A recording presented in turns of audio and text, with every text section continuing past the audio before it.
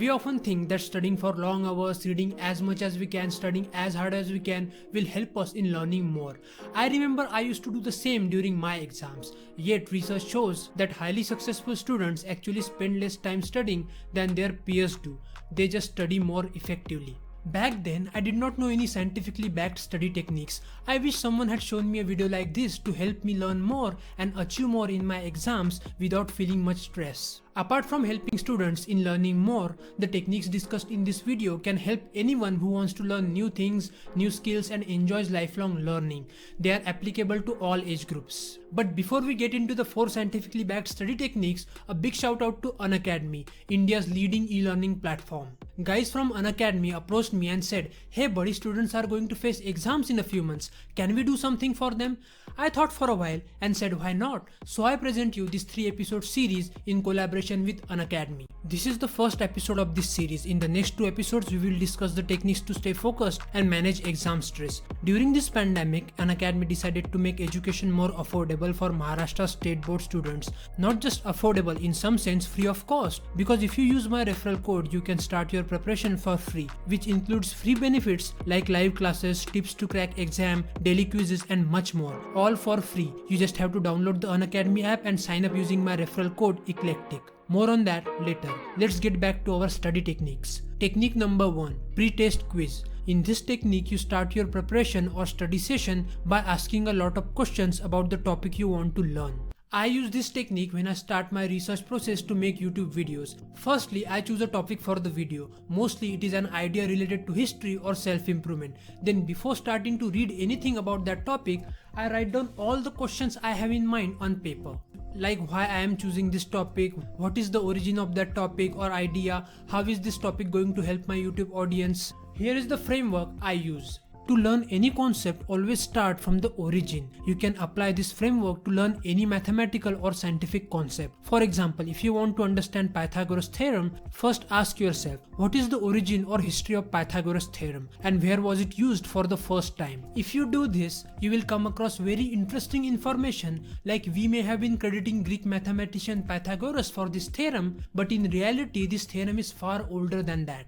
It was mentioned in Babylonian tablets which are dated back to 1900 to 1600 BCE, as well as in the Baudhayana Sulbasutra of India, which was written between 800 and 400 BCE, much before the Pythagoras. After studying the origin, ask why this concept came into existence and what problem did it solve. All scientific concepts and theories have been developed to solve some sort of real-world problem. In the case of Pythagoras theorem, the ancient Egyptians used it to build pyramids.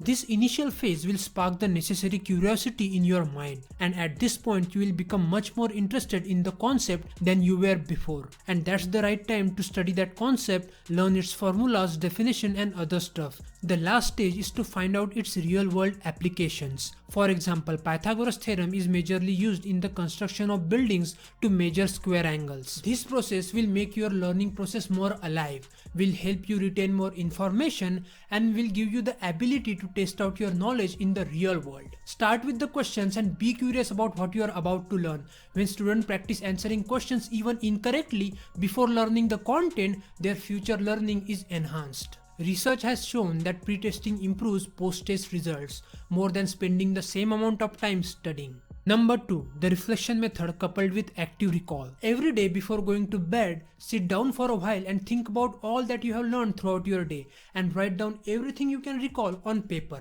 If you don't remember some concept or definition, it's okay. Open your book and reread it again. And I assure you, after doing this, you will remember that concept for a very long term because that concept will get stored in your long-term memory.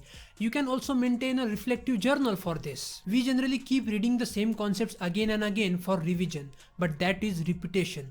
Retrieval is something different. It is an ability that will help you immensely while writing your exams or writing some research papers. Technique number 3. Beat the curve of forgetting by using the interval learning method. Research on the forgetting curve shows that after attending lectures or reading a book within 24 hours, we forget more than 60% of what we learned. It is sad, but it is a fact based on psychological research. But there is a solution to this. The first time you hear a lecture or study something new very attentively, you can retain up to 80% of what you have just learned if you review the material within 24 hours. Fortunately, this effect is cumulative, means after each review or revision you will keep retaining more. So after a week you may be able to retain 100% of the same information after only 5 minutes of review. Generally, psychologists agree that this type of interval studying as opposed to cramming is best, and that students should study a particular topic on the very same day they attended the lecture for that topic or read about it. This technique is based on the cognitive science principle called spacing. To explain that principle and to help you understand how should you allocate your limited study time, let me invite the author of Ultra Learning, Scott Jung, on this channel. The first question to answer when you start planning your studying schedule is to ask yourself when you should study and how much. The obvious answer to this question is that you'll do better the more you study. If you spend 100 hours preparing, you'll do a lot better than if you spend 10, and you'll do even better than if you do nothing. This much is clear. But what's less clear is how you should allocate your limited studying time. And this brings us to our first cognitive science principle, spacing. The robust literature on the spacing effect clearly shows that studying time is more efficient if it is spread out over multiple sessions than if it is compressed into one session. More exposures to the information, separated out in time, will result in better retention than if you cram them together in one burst. Therefore, your studying schedule should take whatever time you have available and try to be as evenly spread as possible throughout your semester. It's natural to study a little bit more right before the exam, but you should do this much less than is typical. One of the today's best known memory researchers, Elizabeth Loftus, has identified two major reasons why people forget what they have learned: retrieval failure and failure to store. To deal with the retrieval failure, use technique number 2. To deal with the failure to store, use technique number 3. Now a final pro technique, a technique used by pros like Albert Einstein. Teach a kid technique. Einstein once said, if you can't explain something to a 6-year-old, you don't understand it yourself. This is a technique that can be used if you want to go deeper into any topic to get down to its core. Learn a concept and simplify it as much as you can with the help of appropriate examples. Simplify it to the level that even a 6-year-old kid would understand it. Finally, here is your bonus tip. Don't focus on one subject for too long. If you keep studying a particular subject for too long, you will feel frustrated. Instead, switch your study sessions between your favorite subject and the subject you find difficult to deal with. Start studying the difficult concepts first, and once you start to feel exhausted, start studying your favorite subject. This will keep you energized during all the successive study sessions. Help me as well as all the students who are about to face their exams by spreading this video. Share it as much as you can. I know you want to be helpful to me, don't you?